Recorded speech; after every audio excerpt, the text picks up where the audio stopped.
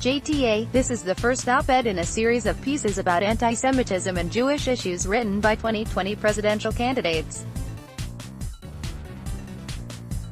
The Jewish Telegraphic Agency has sent 5 questions on the topic to all of the registered candidates from both parties.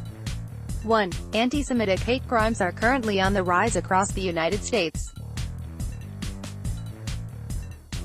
In 2018, there were 2 deadly shootings at synagogues in Pittsburgh and Poway. Violent attacks now regularly plague the Jews of New York City, and Jews continue to be the target of most religion-based hate crimes across the country. What is your plan to address the rise in anti-Semitism across the U.S.? We have a serious problem with rising tides of white supremacy and anti-Semitism, both in America, on the political right and left, and around the world.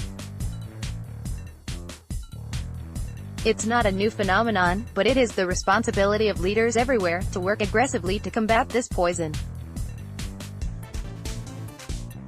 Instead, we have a president who, in clear language and in code, encourages and emboldens it. After Charlottesville, Donald Trump gave renewed license and safe harbor for hate to white supremacists, neo-Nazis, and the KKK.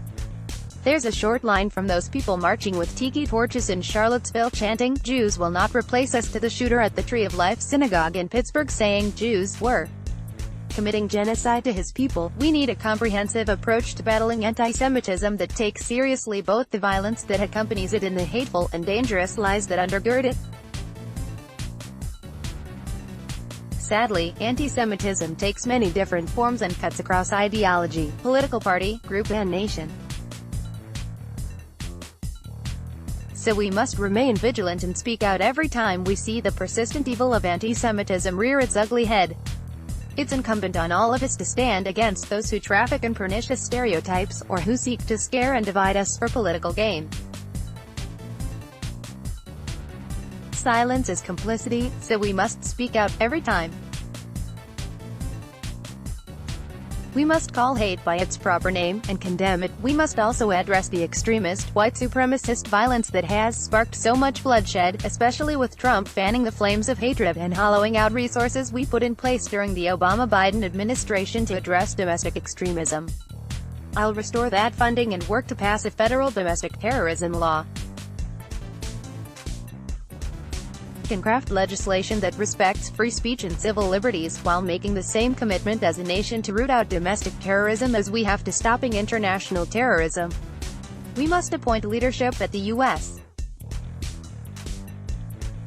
Department of Justice who will prioritize the prosecution of hate crimes, making clear that there is no place for such vitriol in this country, and we must break the nexus between extremism and gun violence by enacting sensible gun control laws. As president, I'll make sure assault weapons and high-capacity magazines are banned again, and we'll put in place a buyback program to get as many of these weapons of war as possible off our streets. Finally, we know that this hate didn't begin with Donald Trump and it won't end when he leaves office. American history is not a fairy tale. The battle for the soul of this nation has been a constant push and pull between the American ideal that we are all created equal, and the harsh reality that racism and anti-Semitism have long torn us apart. So we must renew our commitment to our highest ideals and do what this president cannot: stand together against hate, stand up for what, at our best, this nation believes. 2. A number of Democratic lawmakers have recently critiqued Israel in ways that some have characterized as anti-Semitic. What is the line between legitimate criticism of Israel and anti-Semitism to you? No nation, including Israel, is immune from legitimate criticism. For example, I have for decades opposed the expansion of settlement activity as counterproductive to peace and damaging to U.S. support for Israel, and I have shared those criticisms directly with Israeli leadership, from Menachem Begin to Bibi Netanyahu. But Israel should never be unfairly singled out or targeted. It's dangerous. And any action designed to marginalize one ethnic or religious group imperils us all. That's something the Jewish people know all too well. That's why it's critical to stand against biased resolutions and attempts to delegitimize Israel at the United Nations, and why it's important to ensure Israel, like other nations, is represented on important committees there, and it's why I've been clear, the calls here in the United States to boycott, divest from, and sanction Israel are wrong. Period. The BDS movement singles out Israel, home to millions of Jews, in a way that is inconsistent with the treatment of other nations, and it too often veers into anti-Semitism, while letting Palestinians off the hook for their choices. 3. Countless politicians have tried to broker peace between Israel and the Palestinians, and yet, a two-state outcome now seems more dream than possibility. What are your concrete plans to address the conflict between Israel and the Palestinians? I believe a two-state solution is the only path to long-term security for Israel, while sustaining its identity as a Jewish and democratic state. It is also the only way to ensure Palestinian dignity and their legitimate interest in national self-determination. And it is a necessary condition to take full advantage of the opening that exists for greater cooperation between Israel and its Arab neighbors. At present, neither the Israeli nor Palestinian leadership seems willing to take the political risks necessary to make progress through direct negotiations. This challenge has been made even more difficult by President Trump's unilateralism, his moves to cut off assistance to the Palestinians, and his equivocation on the importance of a two-state solution. I will restore credible engagement with both sides to the conflict. America must sustain its ironclad commitment to Israel's security, including the unprecedented support provided by the Obama-Biden administration. It is also essential to resume assistance to the Palestinian Authority that supports Israeli-Palestinian security cooperation, people-to-people programs, economic development, and humanitarian aid and healthcare for the Palestinian people. My administration will urge both sides to take steps to keep the prospect of a two-state outcome alive. Palestinian leaders should end any incitement and glorification of violence, and they must level with their people about the legitimacy and permanence of Israel as a Jewish state in the historic homeland of the Jewish people.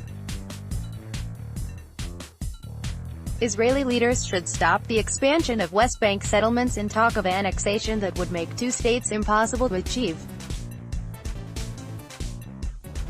They must recognize the legitimacy of Palestinians' aspirations for statehood. Both sides should work to provide more relief to the people of Gaza while working to weaken, and ultimately replace, Hamas. And Arab states should take more steps toward normalization with Israel and increase their financial and diplomatic support for building Palestinian institutions. 4. Is there any part of American Jewish culture, or Jewish figure from history, that has been particularly meaningful to you in your life? I've had the honor of meeting every Israeli prime minister since Golda Meir and formed close relationships with many of them. In particular, I treasured my deep, personal friendship with Shimon Peres and the wisdom and kindness with which he imbued his leadership. He had an unyielding commitment to the inherent dignity and worth of every single human being, and in my opinion, he embodied the conscience and the soul of Israel. Shimon was always about hope, always about the future. I met him on my first visit to Israel in 1973, during my first year in the Senate. That's also the trip where I met with Meir and her then aide Yitzhak Rabin for close to an hour. She went through what happened during the Six-Day War, the price that was paid, and painted a bleak picture that, quite frankly, scared me. I had just come from Egypt, and I had seen what was happening there. But when we walked out for the press to take our photo, she said to me, "Senator, don't worry. We have a secret weapon. You see, we have nowhere else to go." Just about a month later, the Yom Kippur War touched off. That experience was foundational for me. It made me understand, in my gut, the threat that the Israeli people live under every day, but also their resilience. Peres and Meir showed me the spirit of a people who, against all odds, transformed the desert, founded a robust democracy and built a thriving economy based on innovation. It's why I am and have always been such a strong supporter of Israel. 5. Have you participated in a Passover Seder or other Jewish holiday ritual?